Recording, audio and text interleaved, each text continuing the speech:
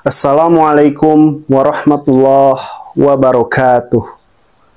Alhamdulillahilladzi arsala rasulahu bil huda wa dinil haqq liyudhhirahu 'alad dini kullih.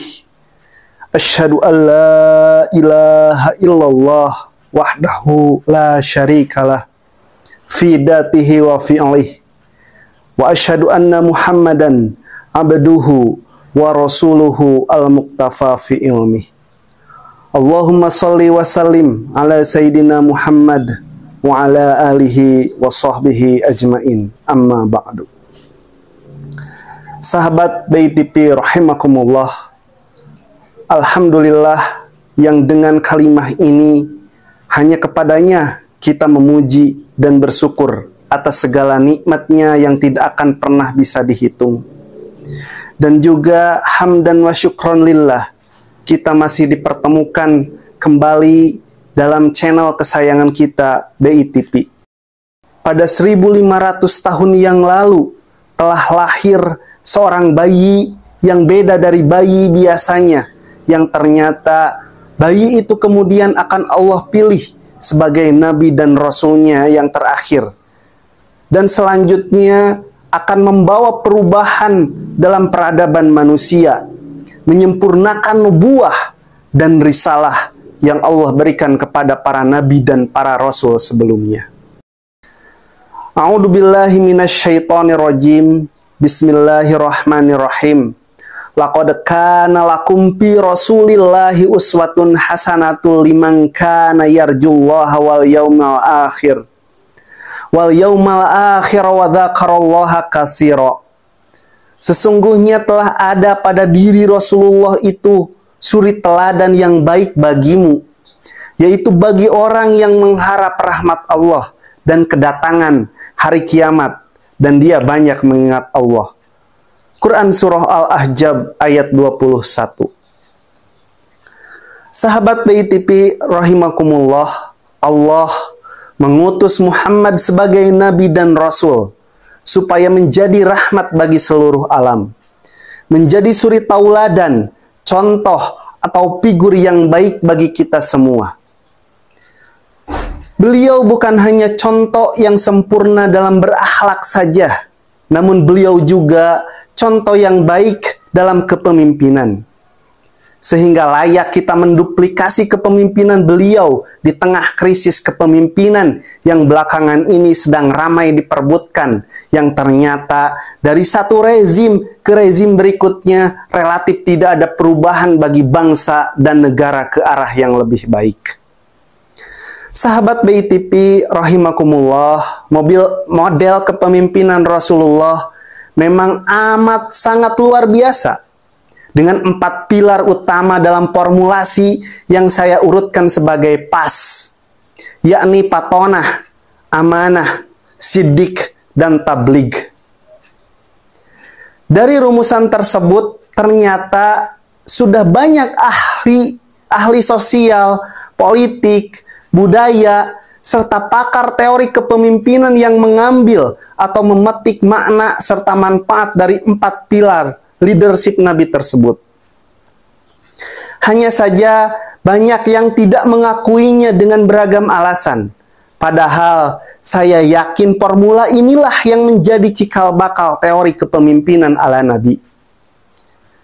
Secara luas, pemimpin seperti ini adalah pemimpin yang hanya menghambakan dirinya hanya kepada Allah Subhanahu wa Ta'ala.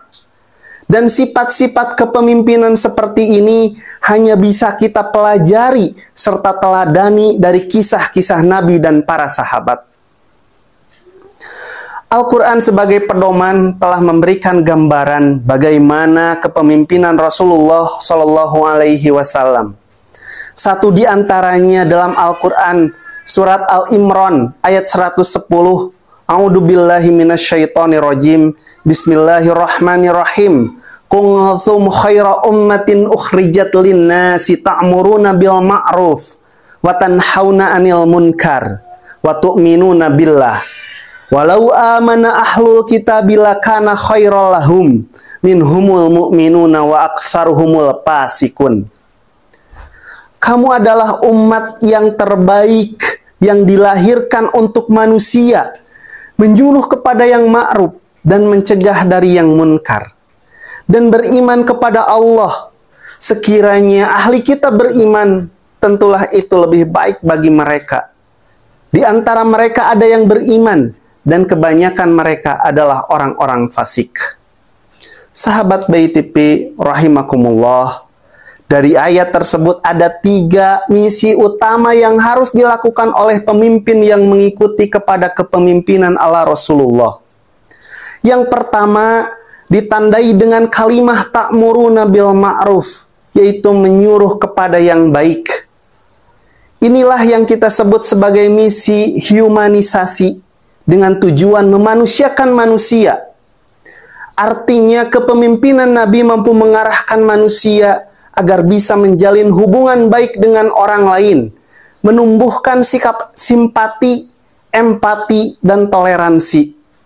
Saling berkasih sayang, apalagi dengan orang-orang yang seiman. Nabi tidak pernah berlaku kasar terhadap orang-orang yang beda ideologi sekalipun. Dalam sebuah riwayat, pernah seorang nenek Yahudi yang mengumpat, menjelekan, bahkan memaki Rasulullah dengan perkataan-perkataan tidak baik. Namun Rasulullah tetap menyayanginya, bahkan menyuapinya dengan penuh kasih sayang, sehingga pada satu ketika Rasul tidak mendatangi nenek Yahudi tersebut. Si nenek itu menanyakan kepada orang siapa dan kemanakah orang yang sering menyuapinya.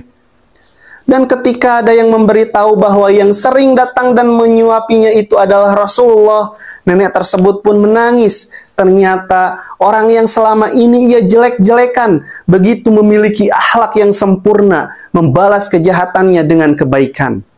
Inilah misi kepemimpinan yang dicontohkan oleh Rasul. Harus berbuat baik kepada sesama walaupun beda ideologi. Ketika mereka tidak pernah mengganggu dan berulah. Kenapa kita harus memusuhinya? Jangan pernah benci terhadap orangnya, karena manusia bisa berubah. Tapi bencilah terhadap akidahnya. Terus benahi dan ajaklah, dakwahi mereka sampai menghijrahkan akidah jahiliyahnya kepada akidah Islam.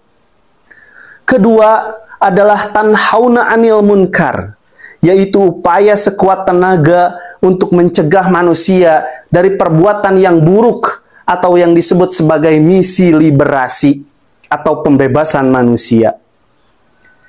Ini bertujuan membebaskan manusia dari belenggu-belenggu kemusyrikan, ketidakadilan, keterpurukan, dan ketertindasan. Menghilangkan perbudakan dan menghapus sekat antara bangsawan dengan rakyat seperti yang terjadi di zaman jahiliyah lalu. Karena di mata Allah, semua manusia sama, hanya saja yang membedakannya adalah tingkat ketakwaannya.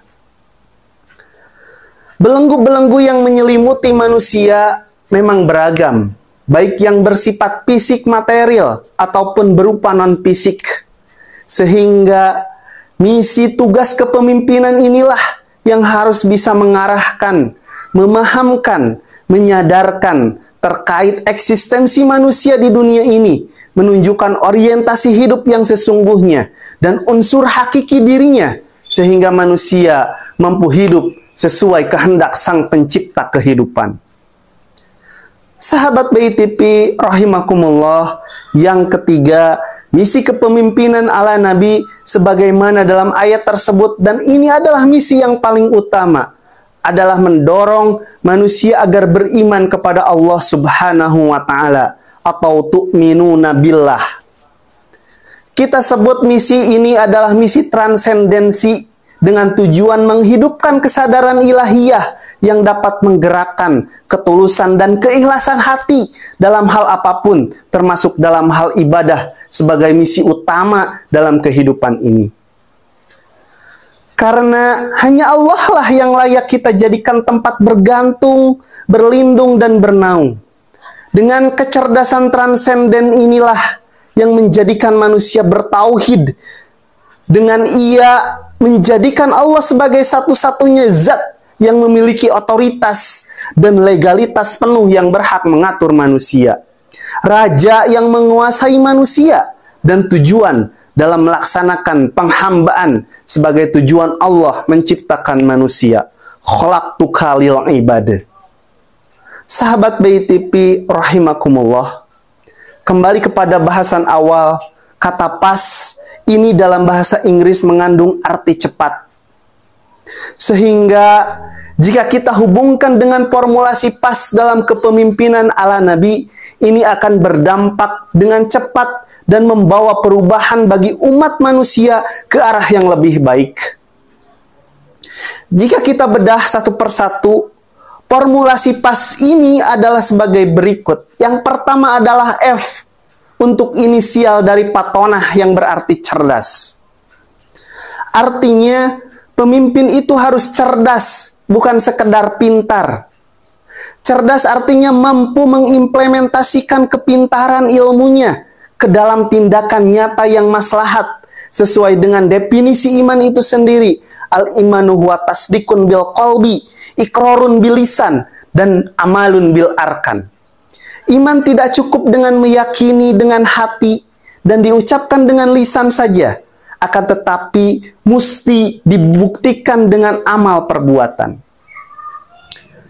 Memiliki kecerdasan adalah syarat kompetensi dan profesionalitas utama dari kepemimpinan ala Nabi. Cerdas secara intelektual, emosional, maupun spiritual.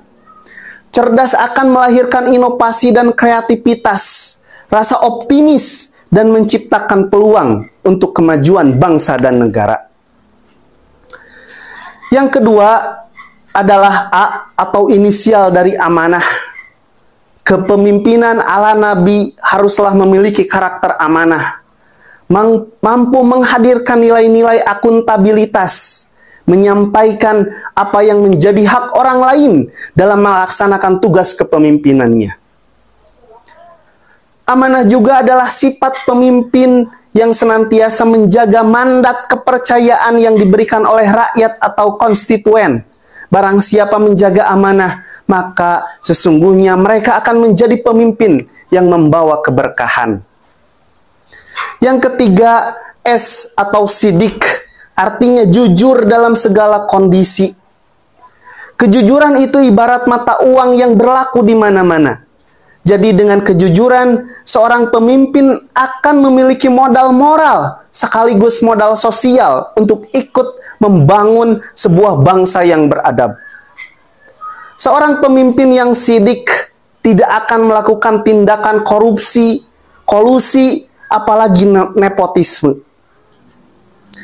Seperti yang sering berlalu lalang dalam layar kaca televisi kita hari ini, banyak sekali para pemangku kebijakan, para pemimpin negeri yang dipanggil KPK dan masuk bui akibat dari tidak jujur dalam menggunakan anggaran negara atau menyedot kas negara hanya untuk kekayaan pribadi.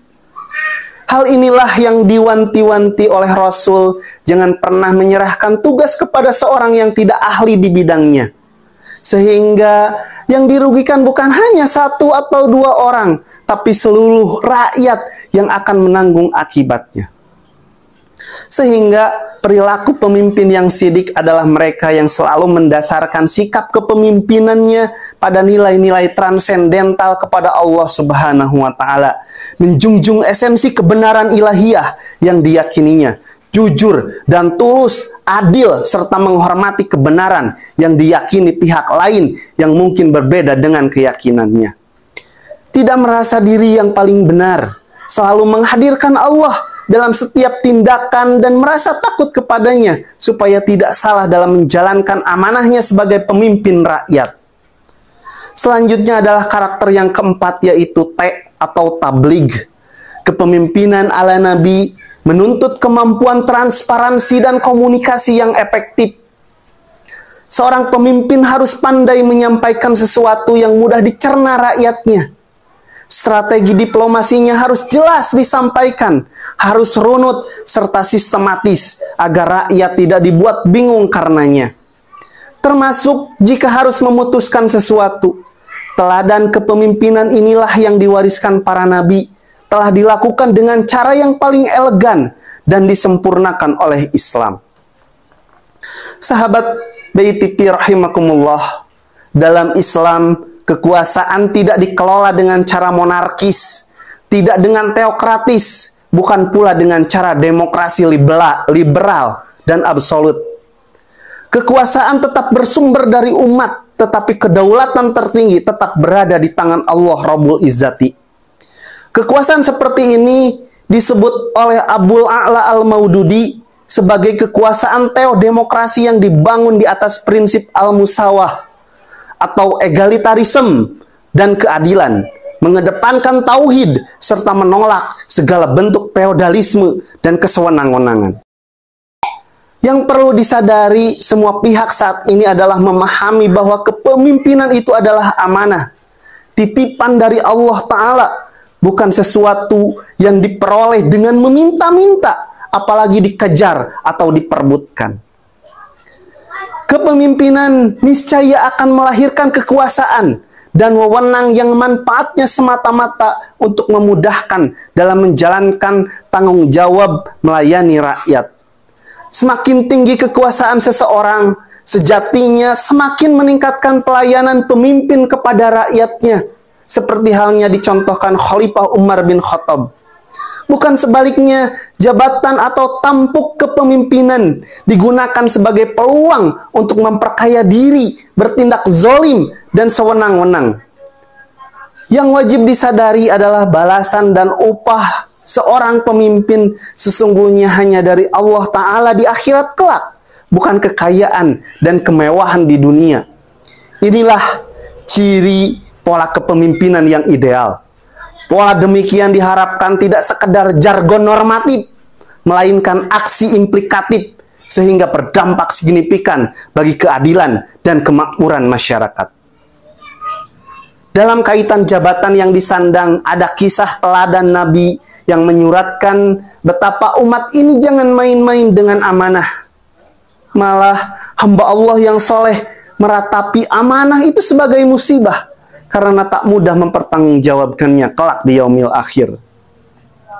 Suatu waktu ketika Abu Dzar meminta jabatan, Rasul bersabda, "Kamu ini lemah dan ini adalah amanah, sekaligus dapat menjadi sebab kenistaan dan penyesalan di hari kemudian jika disia-siakan." Hadis riwayat Muslim. Sikap yang sama juga ditunjukkan Rasul ketika seseorang meminta jabatan kepada beliau. Orang itu berkata, "Ya Rasulullah, berilah kepada kami jabatan pada salah satu bagian yang diberikan Allah kepadamu." Rasulullah menjawab, "Demi Allah, kami tidak akan pernah memberi jabatan kepada orang yang menginginkan atau ambisius pada jabatan itu." Hadis riwayat Bukhari Muslim. Itulah sinyal, syarat pemimpin sejati. Mereka hanya akan menduduki sebuah tampuk kekuasaan dan jabatan jika dan hanya diminta oleh rakyat selaku makmum. Karena itulah kitab suci Al-Quran mengistilahkan pemimpin sebagai imam yang berasal dari kata amam atau di depan. Bagaikan seorang imam di dalam ritual sholat berjamaah, demikianlah gambarannya. Imam atau pemimpin harus memiliki syarat cukup dan syarat perlu sebagai pionir penggerak penghambaan kepada Allah dan perubahan sosial. Dan jika salah atau khilaf, pemimpin harus ikhlas diingatkan. Sahabat BTP rahimakumullah, kepemimpinan ala Nabi ini dipandang sebagai formulasi kepemimpinan yang diimplementasikan dengan pola iman hijrah jihad yang di dalamnya terdapat sistem tauhid, merupakan formulasi yang paling sukses dalam membentuk sebuah tatanan kehidupan manusia yang berkualitas. Nilai-nilai kepemimpinan Islam sejatinya dapat ditransformasikan ke dalam model kepemimpinan pada semua tingkatan dan lingkup. Baik kepemimpinan dalam rumah tangga dengan suami sebagai qawamnya, baik organisasi sosial, organisasi keagamaan, pendidikan, bahkan tata pemerintahan dalam sebuah negara sekalipun haruslah mencontoh kepada Rasulullah sebagai pola uswatun hasanah dalam menjalaninya.